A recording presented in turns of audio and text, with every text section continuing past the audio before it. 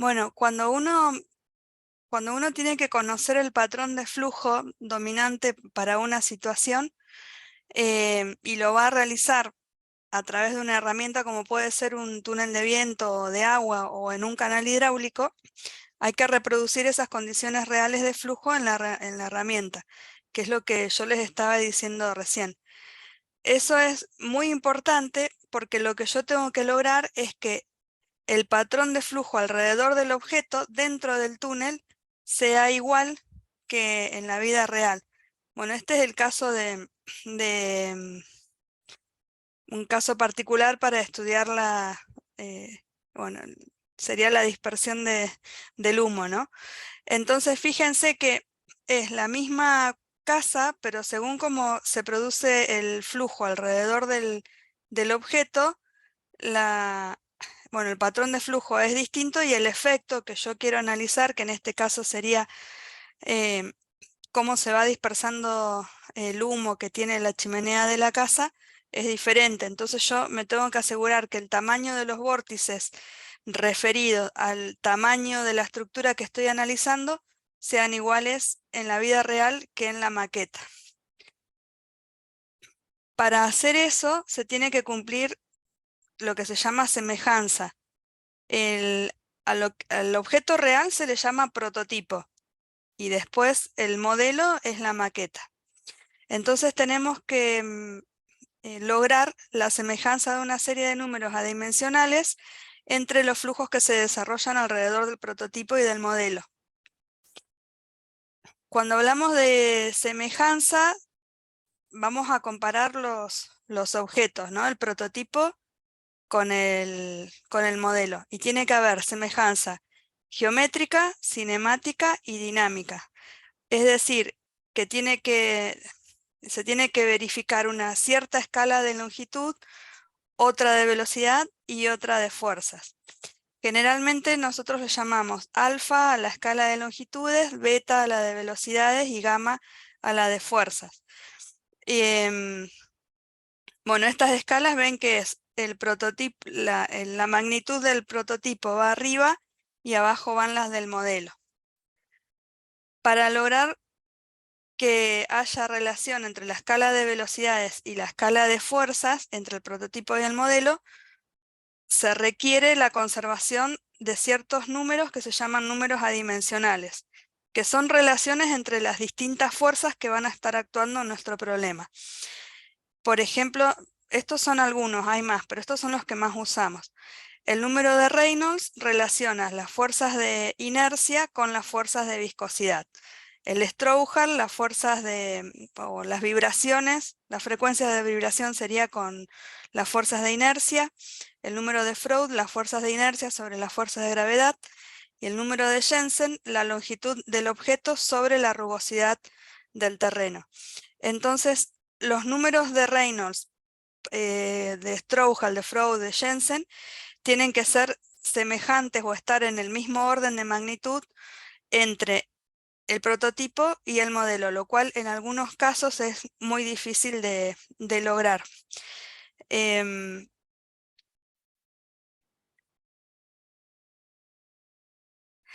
Para ver cuáles son los números que tenemos que conservar, no es que uno verifica la conservación de todos estos números, sino que hay que ver cuáles son las fuerzas más importantes que están involucradas en el problema que nosotros queremos estudiar.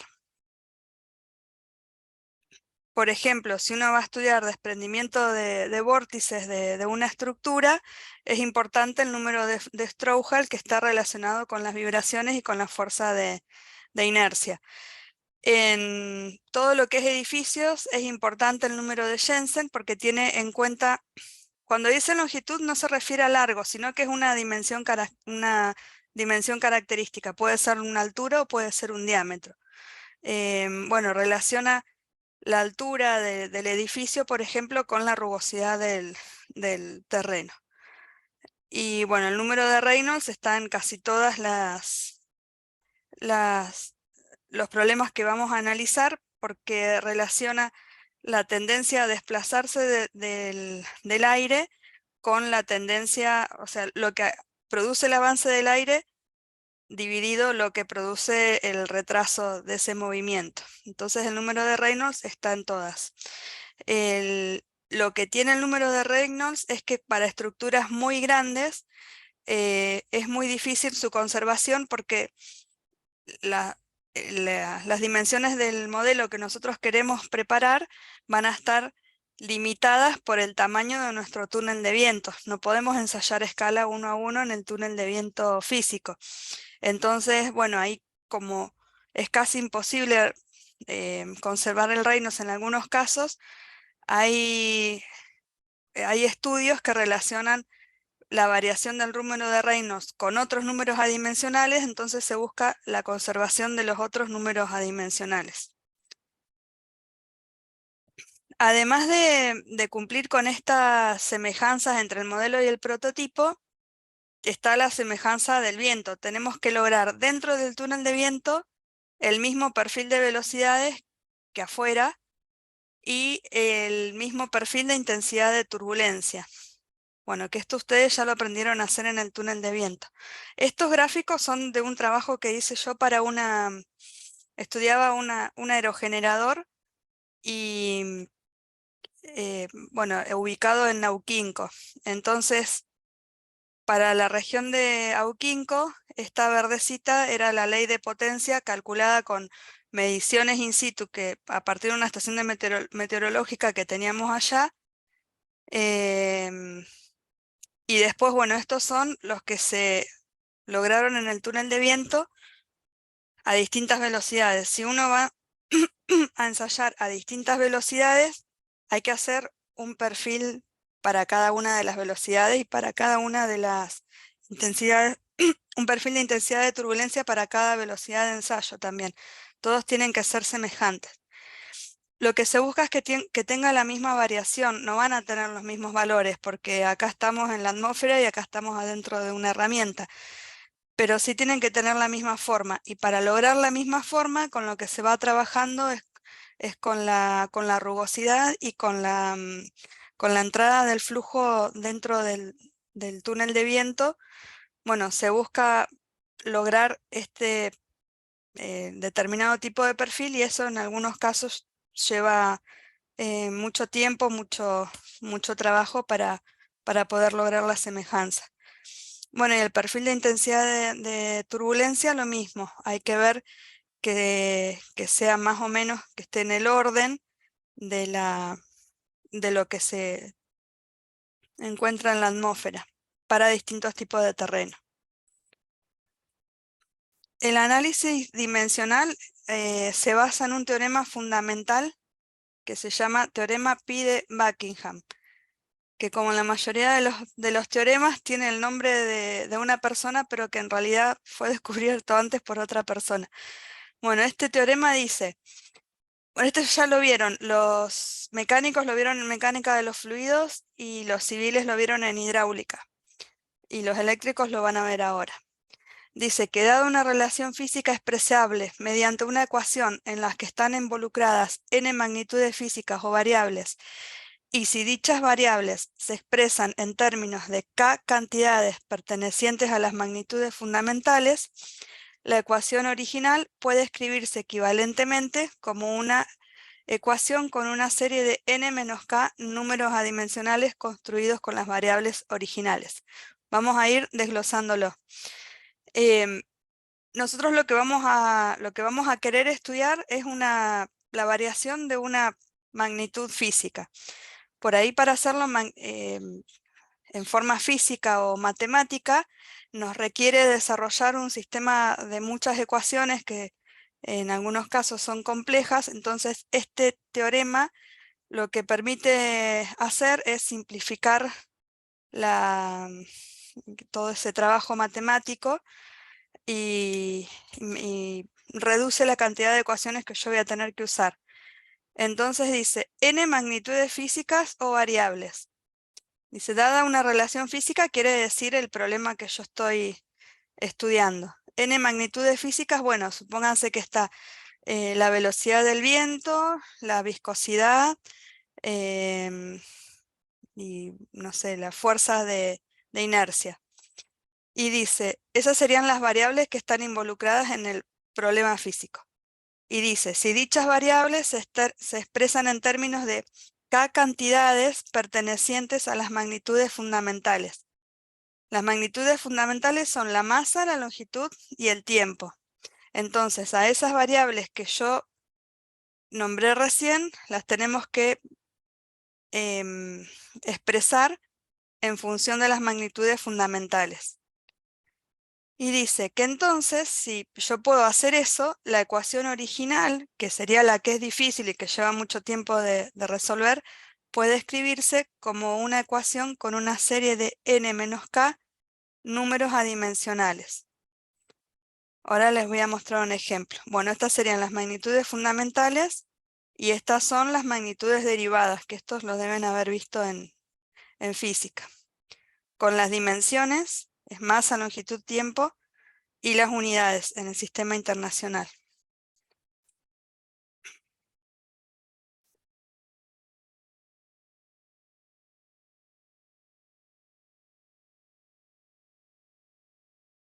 Ay, esperen que quiero correr la barrita.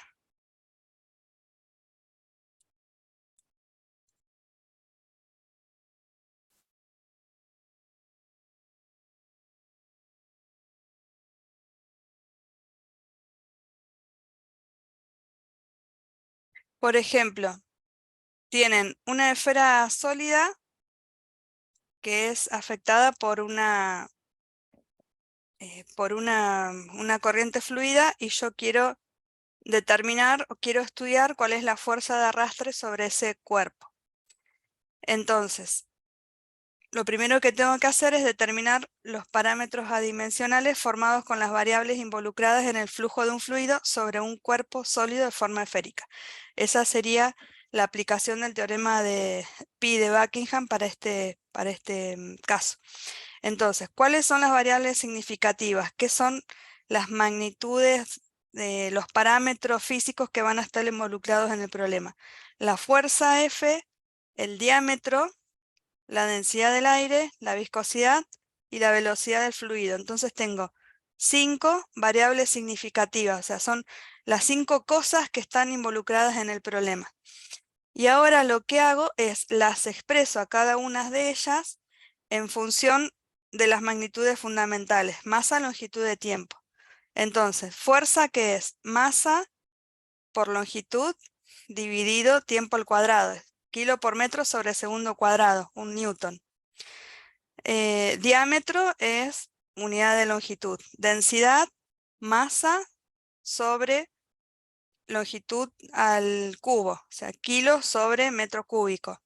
Viscosidad, masa dividido longitud dividido tiempo. Y velocidad, longitud dividido tiempo.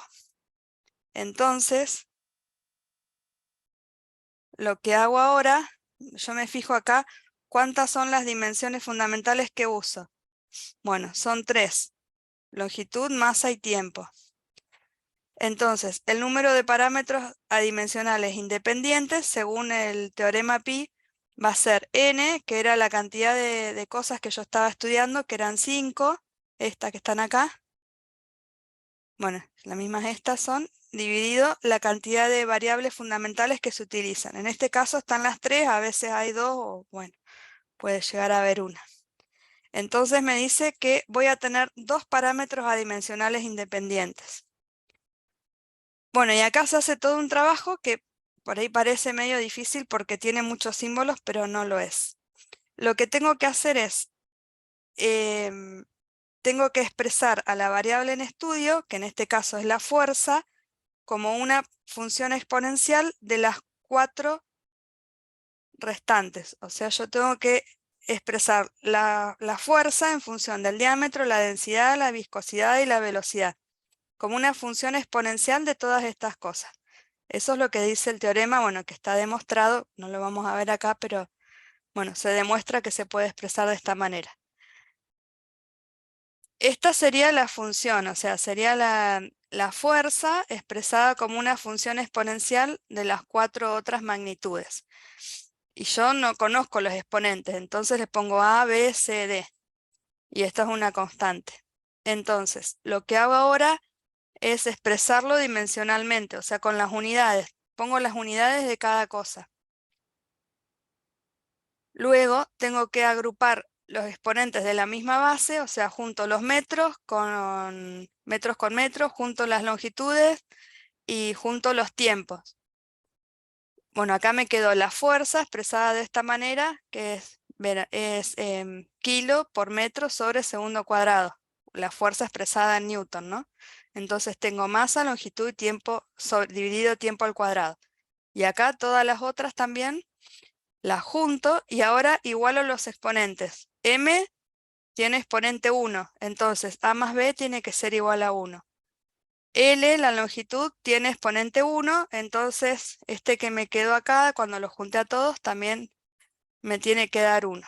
Y el tiempo, que estaría dividiendo en la fuerza, tiempo al cuadrado, es menos 2 igual a B menos D. Bueno, y ahora se resuelve el problema. Me quedan 3 ecuaciones con 3 incógnitas. Las resuelvo. No, son 4 incógnitas. Resuelvo el sistema. Me van a quedar unas en función de otras. Y bueno, entonces operando voy a llegar a, se llaman parámetros adimensionales porque no tienen, la unidad de arriba es igual que la unidad de abajo. El numerador tiene las mismas unidades que el denominador, entonces tienen parámetros adimensionales. Entonces yo puedo expresar a la fuerza en función de estos parámetros adimensionales y simplifica mucho el tiempo de cálculo y la resolución del problema. Este es el origen de los números adimensionales. Después, distintos investigadores que fueron estudiando distintos fenómenos establecieron los números adimensionales que les mencioné recién. El de Reynolds, el de Freud, que les iban poniendo los nombres del que los descubría, ¿no? Bueno, entonces vamos a seguir con esta. Profe, tengo una duda. Sí, Viste que recién calculamos todo eso solamente para la fuerza, pero sí, nosotros teníamos inicialmente como 5 parámetros, digamos, que se involucraban con el flujo, que era la fuerza, el diámetro, sí. la densidad. Vos, ¿Eso solo se hace para uno? claro, porque vos lo que querés estudiar es la fuerza, entonces pones la fuerza en función de las otras. Ah, está bien. Vale, o podés, si querés estudiar otra cosa, pones lo que vos querés estudiar en función de De las las otras. otras 4, Sí. ponele. Está. Ujú. Bueno, de los números adimensionales, porque ¿qué se hace cuando vamos a trabajar en el túnel de viento? Para cada problema que vamos a analizar, tenemos que estudiar las semejanzas, si no, lo que hacemos nos va a dar cualquier cosa y no vamos a poder extrapolar a la realidad. Entonces, hay que verificar que determinados números adimensionales estén en el mismo orden de magnitud, en la realidad y en el túnel de viento. Este número, que es el número de Mach, es un número que relaciona la velocidad local, o sea, la velocidad en el problema, sería la velocidad característica, por ejemplo, la velocidad media del viento o la velocidad máxima del viento para estar del lado de la seguridad, con la velocidad del sonido. El número de Mach es m, esta sería la velocidad del sonido. Entonces, cuando m me da menor que 1, quiere decir que el flujo es subsónico. Igual a 1 es sónico, o sea que la velocidad de mi problema es igual a la velocidad del sonido. Y si es mayor que 1 es supersónico. Para los números de Mach mayores a 0,30 el flujo es compresible. Nosotros no trabajamos con flujo compresible, nosotros estamos trabajando siempre para las velocidades de viento que nosotros analizamos, siempre es incompresible. Entre flujo incompresible y flujo compresible son dos teorías totalmente diferentes. Todo lo que estudiamos para flujo incompresible, en flujo compresible no se verifica, entonces no nos sirven las ecuaciones. Siempre nosotros tenemos que verificar que el número de Mach sea menor que 0,30. Entonces vamos a estar en régimen subsónico con flujo incompresible. Esa es la primera verificación. Y la velocidad, bueno, para estar del lado de la seguridad, siempre es la mayor velocidad que va a aparecer en el problema. Bueno, el número de Reynolds que relaciona las fuerzas inerciales con las fuerzas viscosas. En el numerador está lo que incita al movimiento y en el denominador lo que lo retrasa. Esto es densidad del aire, velocidad del viento, una longitud característica del objeto y la viscosidad del aire. El número de Freud relaciona inercia con gravedad. Es la velocidad del fluido dividido la raíz de la gravedad por una longitud característica, en este caso una altura, porque este se suele usar más en canales o sí, con agua se usa más. Bueno, acá les puse, se utilizan flujos con interfaces, en ondas por obstáculos, etc. Esto es un canal hidráulico, un ensayo, y bueno, hay un objeto y se ve cómo se produce el resalto hidráulico. En este caso hay que verificar la conservación del número de Freud. Después está el número de Strouhal, que es en todo lo que va a haber, todo lo que tenga vibraciones, es importante. Por ejemplo, en cables, en estructuras cilíndricas que tengan desprendimiento de vórtices, entonces va una longitud característica del objeto, que yo les nombro así longitud característica porque no siempre es el largo o la altura, depende del problema, es una longitud que sea característica del problema que estamos estudiando. Esta es frecuencia de desprendimiento o de vibración, bueno, es más o menos lo mismo, y en el denominador está la velocidad del aire. Y el número de Jensen, este es el que yo le decía que es importante en las estructuras civiles. Este relaciona la longitud del objeto con la rugosidad del terreno, con el Z0. Entonces sería, en el caso de un edificio, por ejemplo, la altura del edificio con respecto a la altura de los obstáculos que hay sobre la superficie terrestre. Y después hay coeficientes, que ya los vamos a ver la próxima clase con más detalle, que relacionan también distintas fuerzas. El coeficiente de arrastre relaciona la fuerza de arrastre con la fuerza de presión dinámica. Después está ay, me faltó, el coeficiente de presión, que relaciona la presión estática con la presión dinámica, que este es el que nos dan los programas de cálculo generalmente en los túneles de viento virtuales, los programas de fluidodinámica computacional. Los resultados que nos dan son los CP, que le llamamos, los coeficientes de presión sobre las superficies que estamos estudiando. Conociendo el CP, yo después puedo calcular la presión que va a ejercer el viento sobre mi objeto. Y ahí puedo calcular lo que yo necesite. Y acá hay un cuadrito que está más completo con un montón de números adimensionales que hay. Les dice cuáles son las variables independientes que tiene cada parámetro dimensional, el símbolo,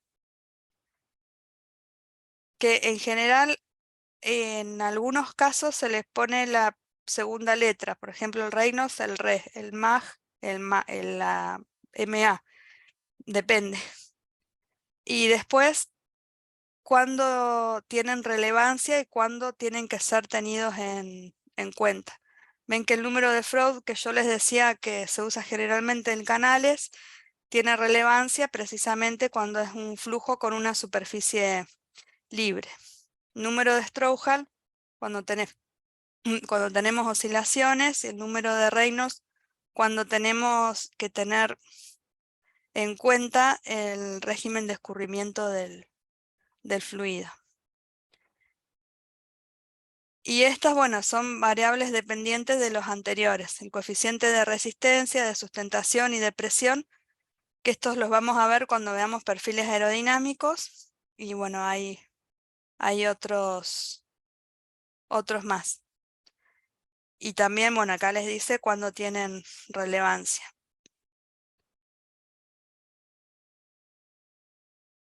Y acá, en lo que sigue de la tabla, está la interpretación que yo también ya les había comentado de qué tipo de fuerzas son las que están involucradas. Entonces, primero, cuando uno analiza el problema, lo primero que tiene que ver es cuáles son las fuerzas físicas que van a estar involucradas y ahí poder deducir cuáles van a ser los números adimensionales que voy a tener que tener en cuenta. Cuando yo quiero mantener, primero dijimos que había una semejanza de longitudes, la semejanza geométrica. Con la semejanza geométrica lo que yo tengo que hacer es, obviamente, ya no es necesario que se los diga que la maqueta que haga tiene que estar a escala, ¿no? Y mantener todos los ángulos y la forma. Después, para lograr la semejanza cinemática, además de las longitudes, se tienen que conservar las velocidades. Entonces hay que mantener la igualdad de algún número dimensional. Por ejemplo, si fuera un problema en el cual el número de Freud es importante, yo planteo que el número de Freud, acá me equivoqué, acá sería del modelo, que el número de Freud del prototipo sea igual al número de Freud del modelo. Entonces reemplazo, el número de Freud del prototipo es la velocidad del viento en la atmósfera real dividido, bueno, del viento o del agua, de lo que yo esté estudiando, dividido la altura característica del objeto, vamos a imaginarnos que es el alto del canal por la aceleración de la gravedad. Y esto va a tener que ser igual a la velocidad del, del, del agua que logre en el canal o del viento en el túnel de viento, dividido la altura de la maqueta y dividido la aceleración de la gravedad. Ahora opero y voy a buscar la escala de longitudes, que es la escala de velocidades, que es la del prototipo dividido la del modelo. Bueno, paso esto para allá, las G se me van, y altura sobre altura es escala escala geométrica.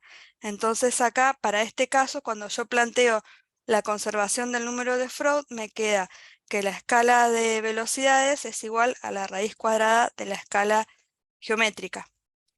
Esto me sirve para ver el tamaño en el cual yo tengo que construir la maqueta y las velocidades que yo tengo que lograr en el túnel de viento.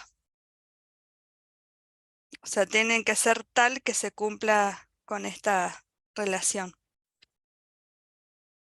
Y la semejanza dinámica, por ejemplo, se puede lograr conservando el coeficiente de arrastre y calculo la fuerza de arrastre en el prototipo y la fuerza de arrastre en el modelo. Y bueno, y ahí comienzo a operar. Bueno, la fuerza de arrastre es un medio por la densidad del aire, por la velocidad del viento al cuadrado, por el coeficiente de arrastre, por el área enfrentada al viento. Entonces, bueno, lo mismo para el prototipo que para el modelo. Bueno, el aire capaz que es el mismo, entonces esto se me va y me queda velocidad, coeficiente de arrastre, las áreas, y bueno, y ahí con esta también se me va, y ahí logro poder encontrar la semejanza dinámica, que en este caso me quedaría igual a la escala dinámica, me quedaría igual a la escala de velocidad al cuadrado por la escala de longitud, esta no va al cuadrado, por la escala de longitud. Bueno, todas estas cuentas yo las tengo que hacer antes de hacer el modelo. ¿Para qué? Porque ahí voy a ver el tamaño de la maqueta, la velocidad con la que voy a operar el túnel de viento, el peso que tiene que tener la maqueta según lo que yo quiera estudiar. Y bueno, eso es lo primero que se hace antes de hacer un estudio en un ensayo en túnel de viento. Bueno, no, este es un cuadrito que mostraba la variación del coeficiente de presión para reinos mayores a 10.000. Me quedo acá, pero no estaba planificado para la clase.